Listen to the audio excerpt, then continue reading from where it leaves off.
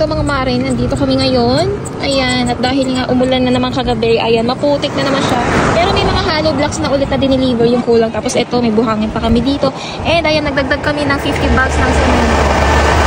So ngayon, mainit pa ngayon. Pero kasi baka mamayang hapon, ito yung hapon pa naman umuulan dito sa probinsya.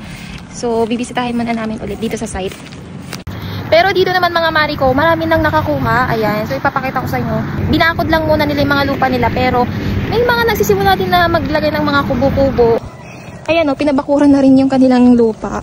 So parang 300 ata daw to, 300 square meter din. Pero pahaba lang siya. Tapos ayan o, may naglagay na ng pakubo. Ayan. So, ayan yun naman yun sa amin. Look! So, ito na yung site. Ito na yung tarpaulin namin. Nilipat na dito sa harapan. So, ayan. Oh, tumaas na siya. Look. Oh, diba? So, ayan.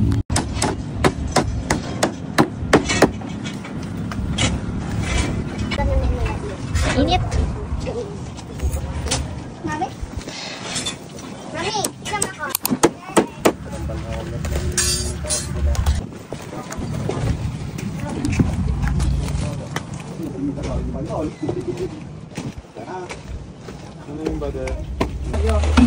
Dito pa sana. Tapos yun ang lababo. Kaso nilipat na yung purusuan. Parang malagay daw dito yung dikatok na rin. Tsaka kuan.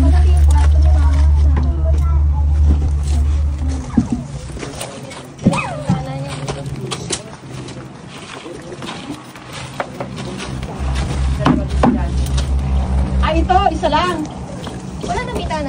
Wala, hagdan dyan eh. Oo nga pala, hagdan. Closet. Palagyan ko po ng storage dito sa lalim ng hagdan. Sa ilalim. Opo, yung mga, parang mga, ang tawag doon? Surom? Ito, opo, parang Wow, ilang step to?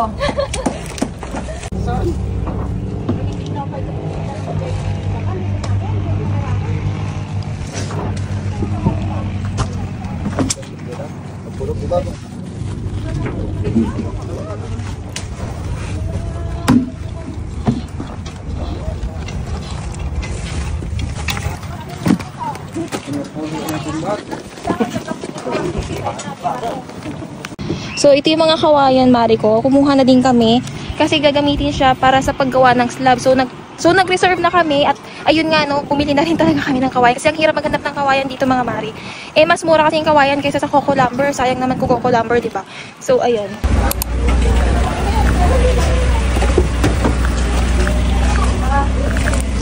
Yeah.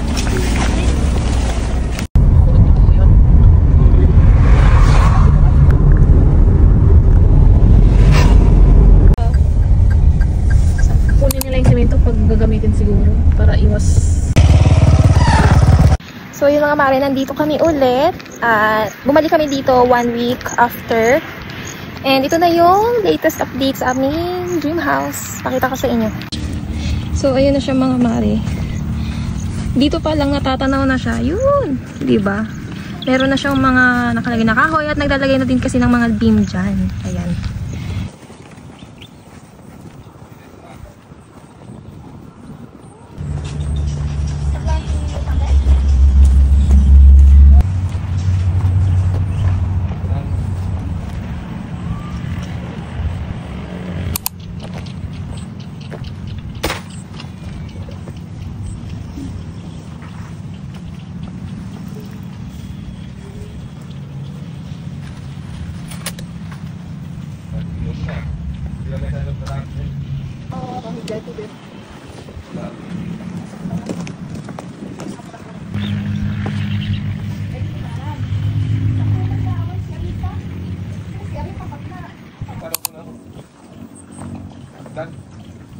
Agad. Pandalangan na? Ganda ba?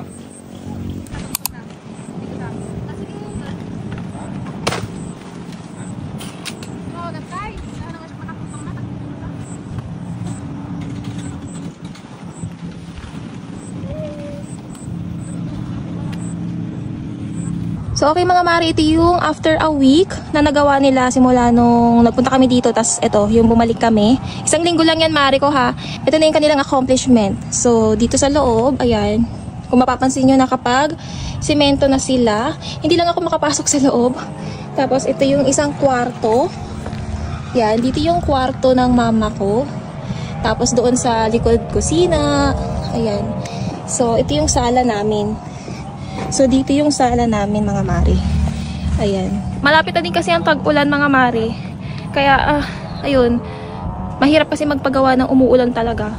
So ayun, baka after na ulit ng tag-ulan namin ipatuloy yung second floor.